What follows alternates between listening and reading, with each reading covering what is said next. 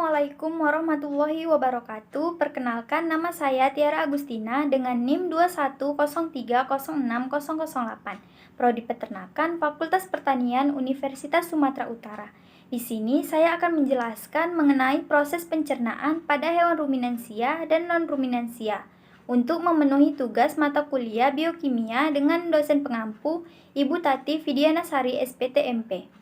Soal yang pertama, jelaskan proses pencernaan karbohidrat yang terjadi pada non-ruminansia dan ruminansia. Untuk pencernaan karbohidrat pada hewan ruminansia terjadi pertama kali di rumen, yang banyak memiliki mikroba, rumen, dan protozoa. Pada pakan ruminansia terdapat bahan-bahan seperti fruktan, sukrosa, pati, selulosa, dan hemiselulosa, serta peptin, yang merupakan senyawa polisakarida yang tidak mampu diserap oleh ruminansia. Lalu, polisakarida akan diubah menjadi monosakarida agar mudah diserap. Semua bahan-bahan ini akan diubah menjadi glukosa dan diubah lagi menjadi asam pirufat melalui proses glikolisis, yaitu perubahan glukosa atau pemecahan glukosa menjadi asam piruvat. Setelah asam piruvat terbentuk, selanjutnya asam piruvat akan diubah menjadi gas metan, asetat, butirat, dan propionat dengan bantuan mikroba-mikroba yang terdapat pada rumen. Kemudian, pencernaan karbohidrat pada non-ruminansia. Sama halnya dengan ruminansia, ternak non-ruminansia juga memiliki pencernaan karbohidrat. Namun, bedanya kalau di ruminansia, dia memfermentasikan atau memecahkan senyawa karbohidratnya menggunakan bakteri rumen dan protozoa. Sedangkan untuk ruminansia menggunakan enzim untuk memecah senyawa karbohidratnya tersebut.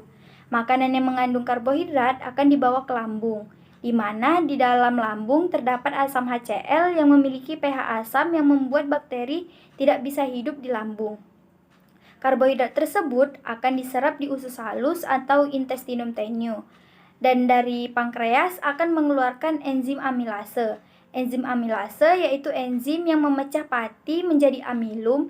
Setelah menjadi amilum, maka akan dibentuk glukosa yang selanjutnya akan diproses di hati. Soal yang kedua, jelaskan proses metabolisme karbohidrat pada hati. Setelah semua senyawa tadi telah diubah menjadi monosakarida, selanjutnya akan diserap oleh darah dan dibawa ke hati melalui vena aorta. Di dalam hati terjadi proses glikogenesis, di mana glukosa atau monosakarida akan diubah menjadi glikogen dan disimpan di dalam hati. Saat tubuh kekurangan glukosa, maka glikogen dipecah dan diubah menjadi energi. Soal yang ketiga, jelaskan proses pencernaan protein pada non-ruminansia dan ruminansia. Proses pencernaan protein pada ruminansia yaitu urea atau NPN akan diubah oleh mikroba rumen menjadi NH3.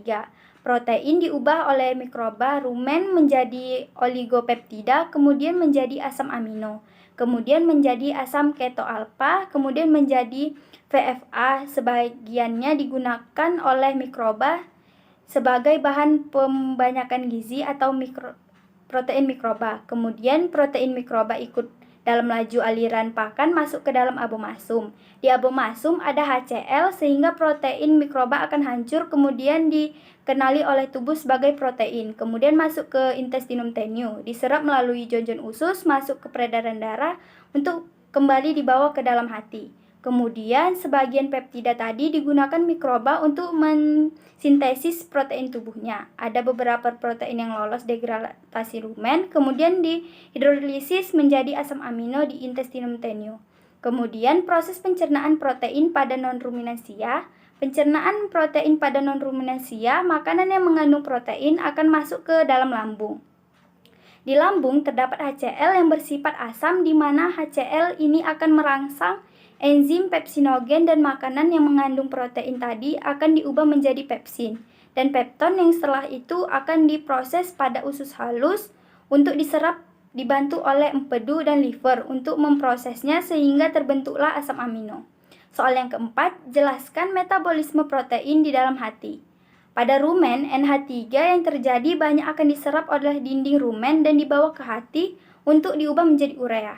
Hati di sini berfungsi sebagai detoksifikasi racun agar tidak meracuni ternak. Lalu sebagian urea tersebut akan dikembalikan ke rumen melalui saliva dan sebagian lagi akan dibuang melalui urin. Soal yang kelima, jelaskan proses pencernaan lemak pada non-ruminansia dan ruminansia. Lemak pada pakan ruminansia akan dibawa ke rumen untuk diubah menjadi gliserol dan asam lemak yang sering kita sebut proses lipolisis.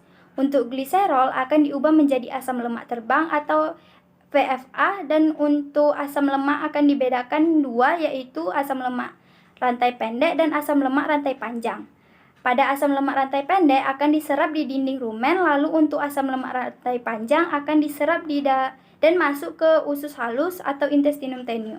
Lalu asam lemak rantai panjang akan membentuk yang namanya triasil gliserol, fosfolipid, dan kolesterol. Lalu pencernaan lemak pada non-ruminansia hanya bisa memetabolisme trigliserida atau asam lemak sederhana. Pada usus halus akan dibantu oleh empedu dan liver yang mengeluarkan enzim lipase yang berfungsi untuk memecah lemak menjadi asam lemak dan gliserol. Lalu gliserol tersebut akan bercampur dengan garam-garam empedu dan fosfat untuk terbentuk hasil akhirnya yaitu fosfolipid. Soal yang keenam, jelaskan metabolisme lemak di dalam hati. Hasil dari pencernaan lipid adalah asam lemak dan gliserol. Selain itu, ada juga yang masih berupa monogliserid karena larut dalam udara. Gliserol masuk ke dalam sirkulasi portal menuju hati. Asam-asam lemak rantai pendek juga dapat melalui jalur ini. Hati membantu pencernaan dan penyerapan lipid melalui produksi empedu yang mengandung kolesterol serta garam-garam empedu yang disintesis di dalam hati secara de novo dan atau diambil kolesterol lipid. Metabolisme lemak dimulai dari degradasi asam lemak dalam hati membentuk asetil-CoA.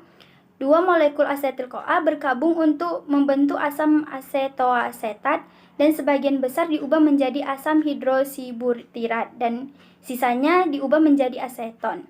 Soal yang ketujuh, jelaskan hubungan antara metabolisme karbohidrat, protein, dan lemak dalam tubuh. Pada bagan terlihat karbohidrat, protein, dan lemak tertentu pada jalur siklus Krebs dengan memasukkan asetil koenzim A. Asetil CoA sebagai bahan baku dalam siklus Krebs untuk menghasilkan energi yang berasal dari metabolisme karbohidrat, protein maupun lemak. Titik temu dari berbagai jalur metabolisme ini berguna untuk saling menggantikan bahan bakar di dalam sel. Hasil metabolisme karbohidrat, protein, dan lemak juga bermanfaat untuk menghasilkan senyawa-senyawa lain, yaitu dalam membentuk ATP, hormon, komponen hemoglobin, atau komponen sel lainnya. Sekian yang dapat saya sampaikan. Lebih dan kurangnya mohon maaf. Saya ucapkan terima kasih. Assalamualaikum warahmatullahi wabarakatuh.